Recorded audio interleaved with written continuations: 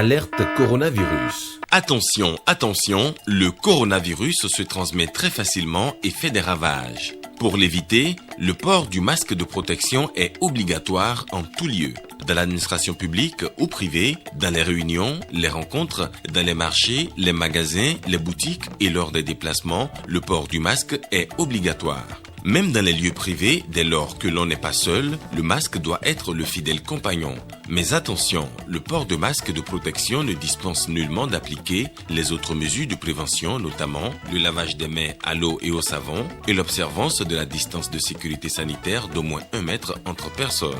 Enfin, s'abstenir de porter des gants en vue du lavage régulier des mains à l'eau et au savon ou de l'application de gel hydroalcoolique. Pour tout savoir sur l'épidémie du coronavirus au Bénin, rendez-vous sur le site web www.gouv.bj/coronavirus. Ceci est un message du gouvernement de la République du Bénin.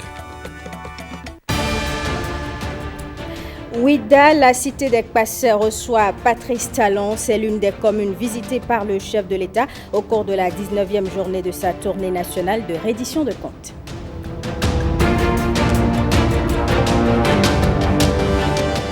La Haute Cour de justice organise à Cotonou un colloque international. Les travaux ont démarré ce mercredi. Les réflexions portent sur le thème « Responsabilité civile et pénale des membres de l'exécutif devant les juridictions nationales en Afrique francophone ». Et puis un documentaire intitulé « Histoire de l'aviation civile béninoise en 60 ans d'indépendance » a été projeté hier en avant-première à l'Institut français de Cotonou. C'est un film qui retrace le parcours de l'aviation civile au Bénin. Les détails dans ce 20h.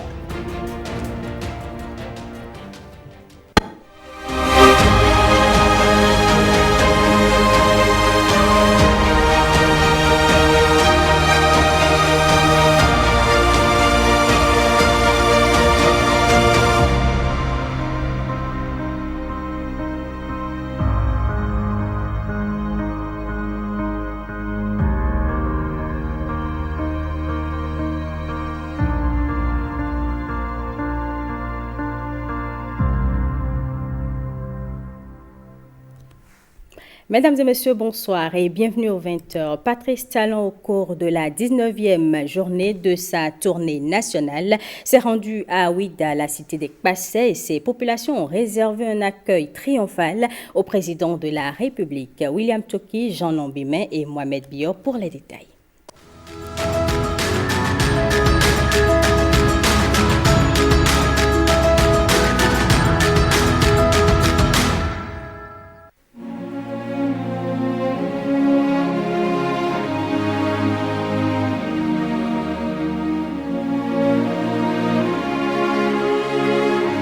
Une des rares villes au monde qui concentre à elle seule presque tous les traits et vestiges de la traite négrière. Une vivace mémoire de l'histoire du continent qui sommeille ici.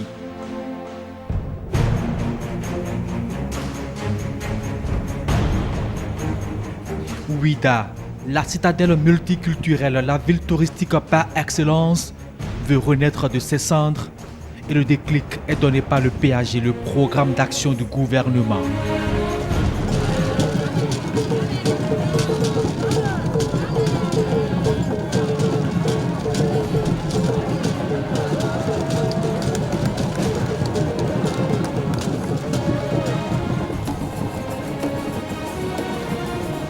En moins de 5 ans de l'avènement de la rupture, une bactérie de projets structurants ont vu le jour. Redonner confiance au fils de cette localité, le porteur de ces réformes foule le sol de ses aïeux, ses concitoyens de Ouida l'attendaient aussi impatiemment.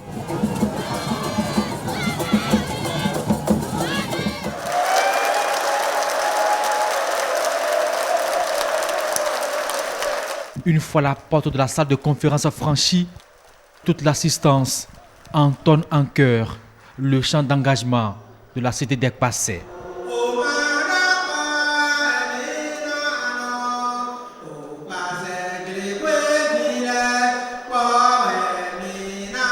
Ouida et toute sa population accueillent le président Patrice Talon.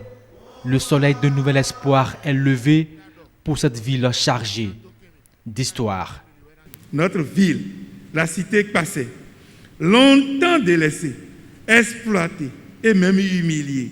Ses filles et fils, divisés par la politique politicienne, est désormais promise à un avenir radieux, grâce à vous, Monsieur le Président de la République. De nombreuses et courageuses réformes que vous avez lancées, Ouida applaudit particulièrement et se réjouit des impacts positifs de la réforme salvatrice du système partisan dans notre pays. En effet, l'ancien système politique a profondément divisé ses filles et fils, instaurant en leur sein la méfiance, la jalousie, la haine et autres attitudes rétrogrades entretenues par les politiciens pour leurs intérêts égoïstes. Aujourd'hui, les effets induits de cette réforme du système partisan sont perceptibles dans la cité de Kpassé. Un jour nouveau se lève sur Ouida. Ouida, la commune à forte potentialité touristique et agricole, bénéficie d'importants aménagements urbains, des actions qui dressent le lit à l'éclosion économique. Les milliers de touristes se bousculeront bientôt à la découverte de cette ville mystique et mythique, dont la richesse et la diversité de son histoire, dans la pluralité harmonieuse de son patrimoine qui fait d'elle une vie universelle. Pour ceux qui en doutent encore, de nombreux chantiers ouverts ici et là dans la commune préfigurent du statut de destination touristique prisée que Ouida se prépare à conquérir dans les toutes prochaines années. Patrice Talon, comme partout ailleurs, partagera avec Ouida ses idéaux de développement harmonieux.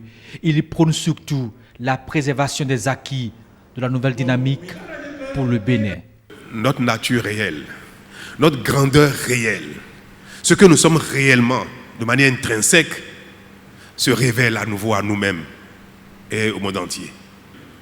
Le Bénin est le pays d'Afrique qui a le plus de potentiel touristique de tous les pays d'Afrique. Le patrimoine touristique mémoriel des esclavages du Bénin a plus de sens historique. L'épopée des rois de Dahomey, de Béhanzin et des Amazones n'a pas son égal en Afrique. Notre parc animalier en Afrique de l'Ouest n'a d'égal qu'en Afrique australe et en Afrique de l'Est. Nous avons une côte, la plage, donc nous avons également un patrimoine balnéaire. Sans oublier les cours d'eau, les lacs, qui offrent également une possibilité, un patrimoine balnéaire. Nous avons les Tata Somba dans la région de Bukumbe et consorts, qui sont majestueux. Nous avons tout ça dans un petit territoire. Le tourisme va faire de nous un pays riche. La marina ici à Ouida, le bateau, le négrier, des investissements colossaux sont en passe d'être réalisés. Les études ont été longues. Elles sont pratiquement terminées. Les travaux vont démarrer.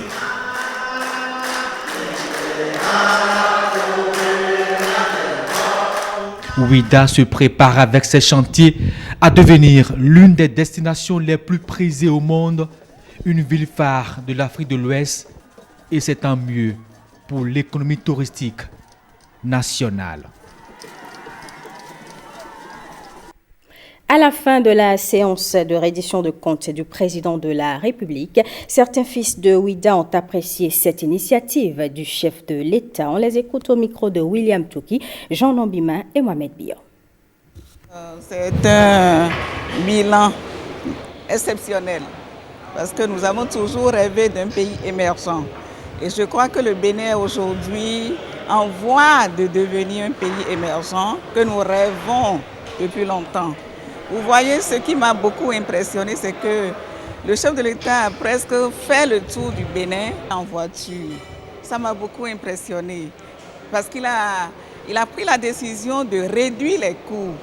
Si vous regardez dans le pays, même à Ouida, l'embellissement de la ville de Ouida est programmé.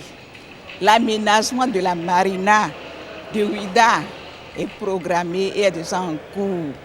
On ne verra plus de Dogli, comme on le disait à Ouida. Il a entrepris de faire un compte rendu de tout ce qu'il a fait pendant 4 ans et demi. Il est venu faire donc ce qu'on appelle une reddition des comptes. Et cette reddition des comptes qu'il est en train de faire, il a débuté par dire que au départ, le pays n'était pas dans une bonne posture. C'est-à-dire qu'à l'étranger, quand on a du mal à dire qu'on est béninois, on a vraiment du mal. Et il a essayé donc de remettre le pays sur le bon chemin, sur les rails. Et ces rails-là, ça fait que comment il a pu mettre sur les rails en prenant les impôts que nous cotisons, que nous donnons. C'est ça qui fait notre force, nos efforts. Et nos efforts n'étaient pas vains parce que ces impôts-là ont contribué à pouvoir mettre le pays sur les rails. Et ces rails-là, il a dit que ça ne peut plus tomber, c'est indéfectible, ça ne peut qu'aller en avant. Au cours de la journée d'hier, Patrice Talon a aussi été reçu à Kpamassé. Au-delà de la reddition de comptes, le chef de l'État a dû s'employer à rassurer ses interlocuteurs que la dynamique de développement en cours ne peut laisser leur commune plus longtemps dans sa situation. James William Gagidi, Ernest Itegou et Mohamed Bion.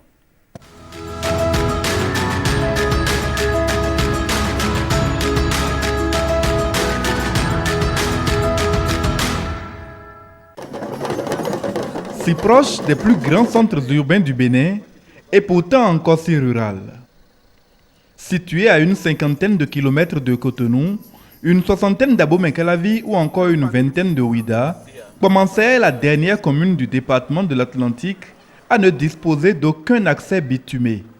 Le cœur de la ville du même nom, chef-lieu de la commune, attend encore de voir ses principales voies bitumées ou à tout le moins pavées. Tout de même, le bastion de la production tomatière au Bénin qui reçoit ce 8 décembre le président Patrice Talon se montre honoré et ravi de la visite du chef de l'État.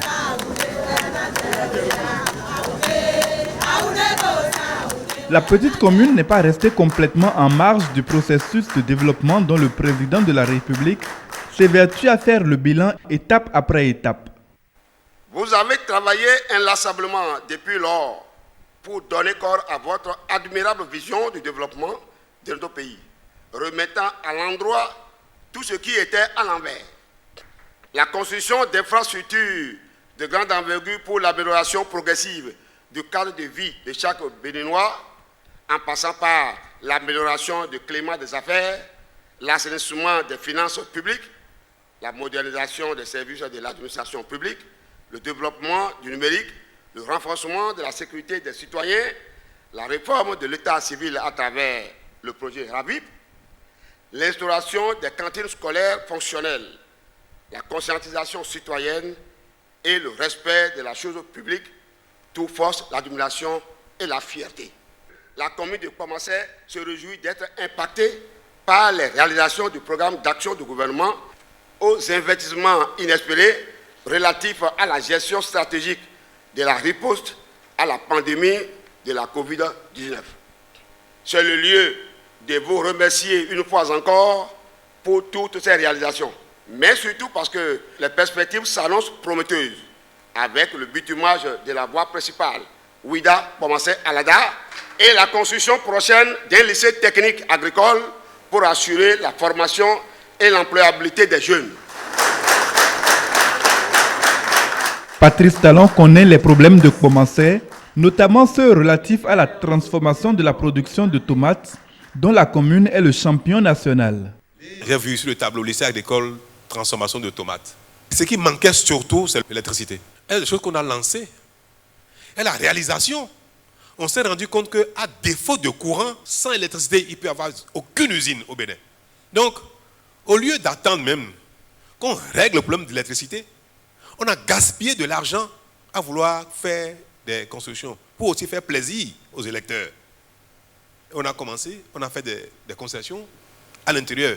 Il n'y a même pas les machines. Parfois, il y a deux machines qui ne sont même pas fonctionnelles. Parce qu'on savait très bien que ça ne marcherait pas pour défaut d'électricité. Mais maintenant que le Bénin a l'électricité, est-ce que vous ne voyez pas que toutes les usines vont marcher à nouveau? Nous allons réhabiliter toutes. Si vous avez suivi, un appel d'offres a été lancé. Comme l'État n'est pas un bon opérateur, on a lancé un appel d'offres pour mettre ces usines en concession et les accompagner. On n'a pas encore trouvé les compétences nécessaires. Mais bientôt, ce sera fait. Parce que pour les briseries, ça y est, c'est fait. Pour les usines de transformation de tomates, de jus de fruits, d'ananas, d'orange, ici et là, d'alada, de zakpota et consorts, nous avons trouvé le mécanisme par lequel les privés qui sont professionnels, qui sont connus ailleurs pour ça, vont venir les prendre. L'État va accompagner ça pour que bientôt ces unités de transformation commencent à travailler pour le bonheur de nos producteurs agricoles, pour que ceux-ci puissent commercialiser facilement toute leur production toute l'année et aussi pour créer de l'emploi. Le partage de la prospérité nationale ne saurait laisser plus longtemps en rade cette cité où, de son propre aveu, Patrice Talon plus jeune passait l'essentiel de ses vacances. Non en raison de la filiation affective, mais parce que la dynamique nationale ne laissera personne de côté. Patrice Talon était également à Tori-Bosito, terre sacrée du roi Djaka, bien que la commune n'ait pas enregistré des impacts visibles des réalisations du PAG. Les populations enthousiastes gardent espoir. Jérôme Hungbo, Mathieu Sokenou et Mohamed Bion.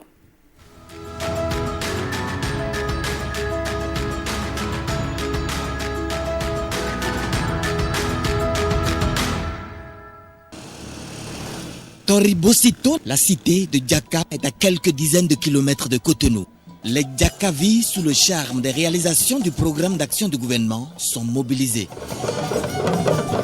Dans les projets d'ouvrages d'art, la route Kalavik-Pota-Kokokodji, en passant par Révier, au départ 2 fois 1 voie, est redimensionnée en 2 fois 2 voies avec l'inclusion du segment Wedo-Tori. La construction de l'aéroport international de Glodjigwe a été saluée par les populations et la première phase des travaux a permis de prendre en compte le dédommagement des personnes affectées par le projet.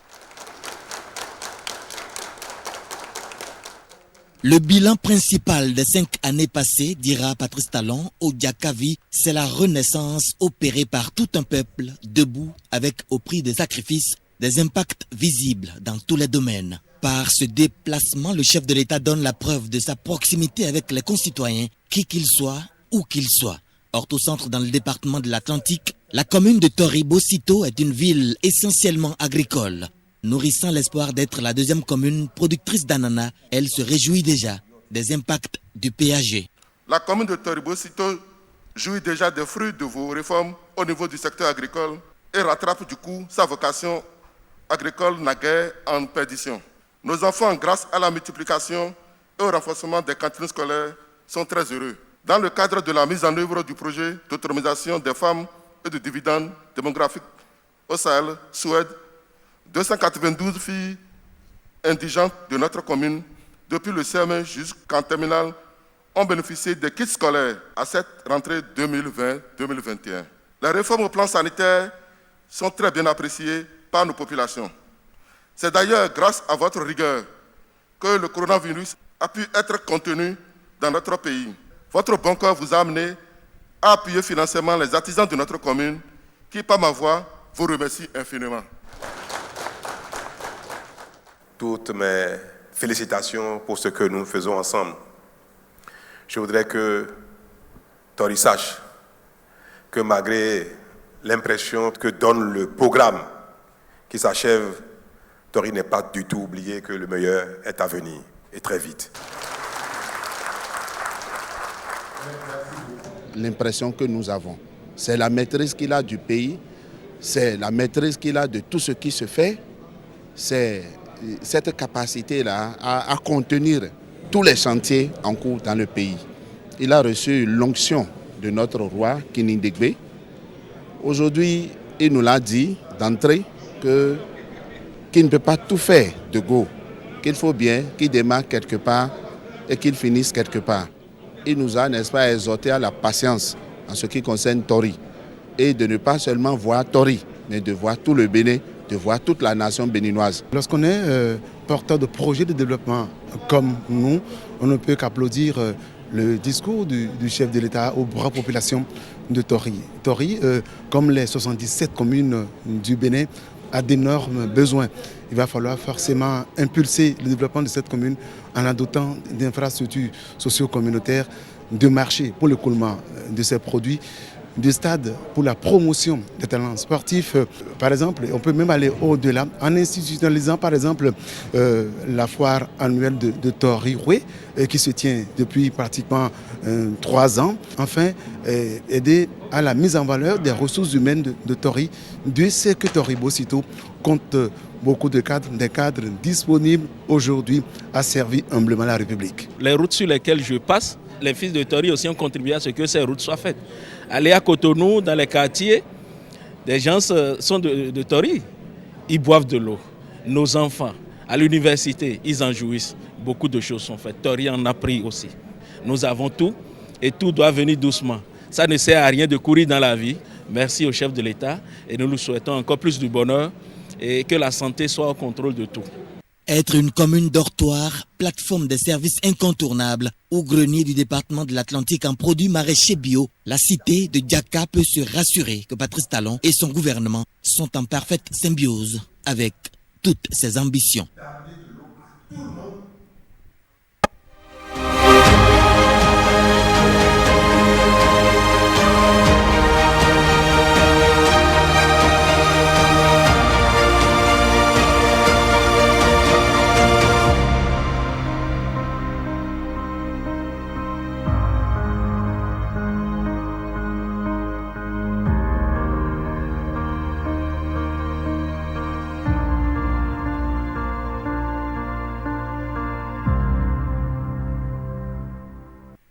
Parlons à présent de ce colloque international de la Haute Cour de justice. Les travaux ont démarré ce mercredi à Cotonou. Ce colloque vise la consolidation de la bonne gouvernance en Afrique francophone. C'est une première pour la Haute Cour de justice plusieurs années après sa création. Gilles Dansou, Michel Egbe, compte rendu.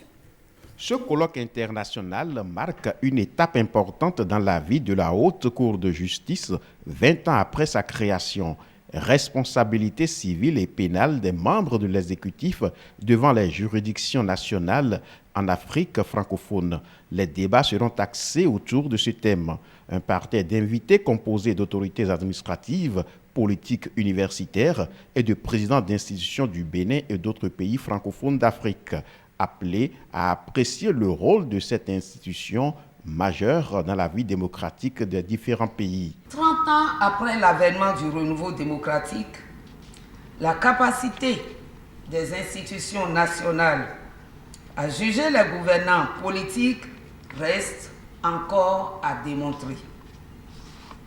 La mandature que j'ai l'honneur de présider a été installée dans ce contexte de défiance vis-à-vis de l'institution.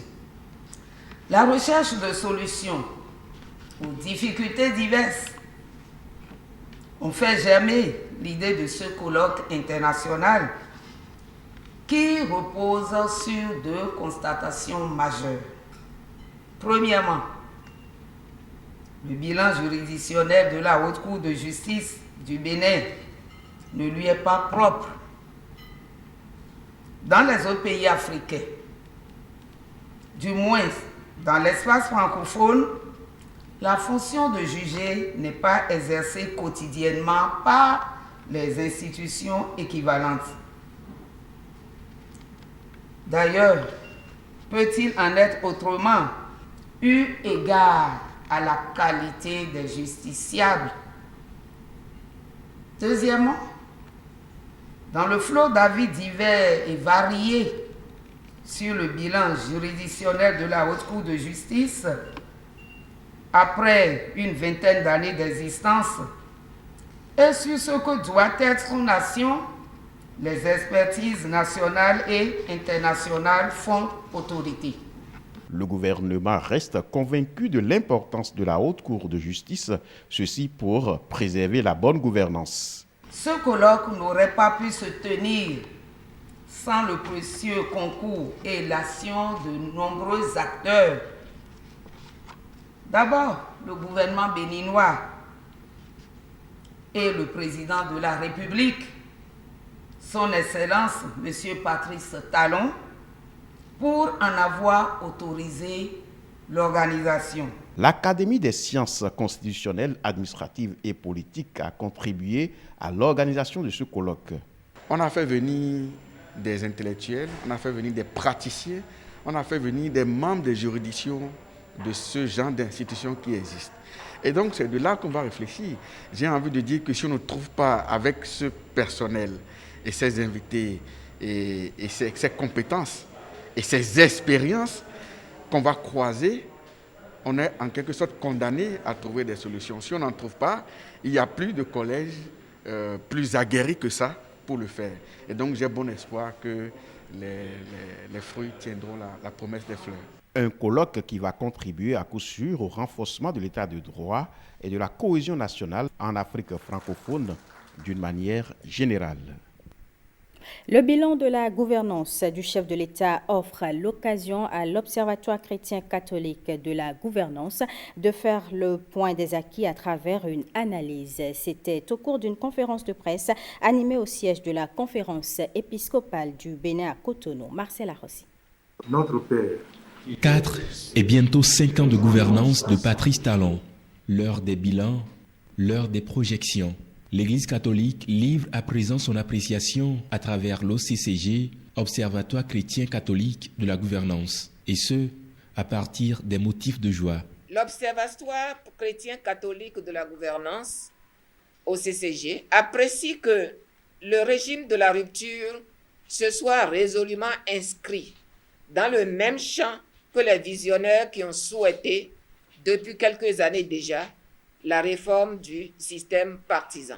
Nous saluons également les réformes et les mesures concrètes qui ont contribué à l'amélioration du climat de sécurité dans plusieurs localités, grâce aux patrouilles de la police républicaine, grâce à la lutte contre la cybercriminalité, au démantèlement des réseaux de gayman, de trafic d'organes humains et de mutilation de cadavres à des fins d'enrichissement rapide. D'autres préoccupations sont relatives à la croissance économique et au développement humain, à l'éducation et à la santé, et surtout à l'organisation de la prochaine élection présidentielle. Puis, des recommandations s'en suivent. L'OCCG souligne à l'adresse de nous tous, citoyens, acteurs politiques et leaders religieux, que l'objectivité et le réalisme doivent prévaloir dans les opinions et les analyses sur l'action gouvernementale, de sorte que soient reconnus les avancées et les reculs. Le CCG nous invite tous, dans ce cadre, à prendre conscience que lorsqu'il s'agit d'œuvrer pour garantir les conditions de la paix et du développement au profit de tout le peuple béninois, aucun sacrifice ne doit être de trop, ni pour les citoyens, ni pour les pouvoirs publics. Particulièrement, en ce qui concerne le gouvernement de notre pays, qu'il accorde une plus grande attention à la formation civique, à l'amour de la patrie. Des recommandations concrètes qui exigent que nous puissions mettre des mécanismes en place pour leur suivi, leur mise à exécution. Le plus grand souhait ici formulé est d'assister à des élections inclusives, transparentes et pacifiques. Je propose que nous... Parlons maintenant de l'avant-première du documentaire intitulé « Histoire de l'aviation civile béninoise en 60 ans d'indépendance ». C'était hier à l'Institut français de Cotonou. Il s'agit d'un film en 3 épisodes qui remonte le fil de l'histoire à rebrousse-temps et sur les ailes du ciel. Nicanor Kovi et Rodrigue Blandoumé pour le reportage. C'est une histoire racontée de là-haut, celle des ailes du ciel, celle de l'aviation civile béninoise. Un documentaire filmé au présent en questionnant des acteurs de jadis et naguère. Mais un film du passé aussi qui a fait revivre des images d'autrefois. Une action mémorielle prévient le générique. Et nous avons remarqué que nous n'avons pas une documentation structurée sur l'histoire de l'aviation civile du Bénin depuis 1960. On a eu l'expérience de plein d'étudiants, de chercheurs, des gens qui veulent savoir comment est-ce que ça s'est passé. Il fallait faire ce film-là pour ne serait-ce que marquer les temps forts de notre aviation civile, mais aussi de rentrer dans la nouvelle dynamique que nous voyons tous dans le pays et qui est de marquer un arrêt et de voir un peu dans l'avenir ce qu'il est possible de faire en sachant revisiter le passé. Devoir de mémoire en 3 épisodes d'une vingtaine de minutes chacun. Et dedans, des compartiments ouverts sur le temps et l'espace. Les aurores, les exploits de navigation, la géopolitique, les femmes et les hommes qui ont planté et arrosé les racines du ciel béninois. Le menu du film est structuré comme un banquet gourmand. Entrée, plat de résistance et dessert. Autrement dit, l'indépendance, la République du Bénin vue du ciel et enfin la belle envolée. Alors les 3 grandes étapes, les années 60, des années 60 à maintenant, ça nous ont permis de voir qu'il y avait de la créativité dès le départ, de la volonté, de l'émulation. Nous avons eu une aviation florissante par le passé, une aviation qui a permis, en tout cas qui a contribué fortement au développement. Comme partout ailleurs, l'aviation civile a subi le choc des années 70. Et puis nous sommes retombés. Au début des années 80, les ajustements structurels, nous sommes retombés. Là, maintenant, nous repartons pour construire une aviation civile d'avenir. Dans le ciel béninois, des orages, des éclaircies et un temps radieux de l'époque coloniale à nos jours. Ainsi compté le passé et le présent dans ce documentaire. Mais quid des perspectives de l'aviation civile béninoise sur la question, l'envolée du porte-parole du gouvernement est à l'optimisme. Nous avons un programme ambitieux de développement du tourisme dans notre pays qui va d'ailleurs passer pour être la première source de devises dans notre pays, avec les projets de réhabilitation des réceptifs hôteliers, des programmes structurants comme par exemple le village de vacances de Avlekété, le projet Marina, la route des esclaves, la route des couvents, la réhabilitation de la Pendjari, du parc W, bref, donc de grandes ambitions sur le plan touristique qui nécessitent évidemment que l'aéroport et l'aviation de manière générale soient apprêtés pour recevoir les nombreux des millions de touristes que nous attendons. Donc, la redynamisation du secteur de l'aviation civile est un impératif pour le gouvernement qui a commencé par la réhabilitation de l'aéroport et qui va très vite parachever son œuvre avec la construction des différentes infrastructures hôtelières pour que le tourisme, le développement du tourisme soit une réalité dans notre pays. Histoire de l'aviation civile béninoise en 60 ans d'indépendance. Tout est dit.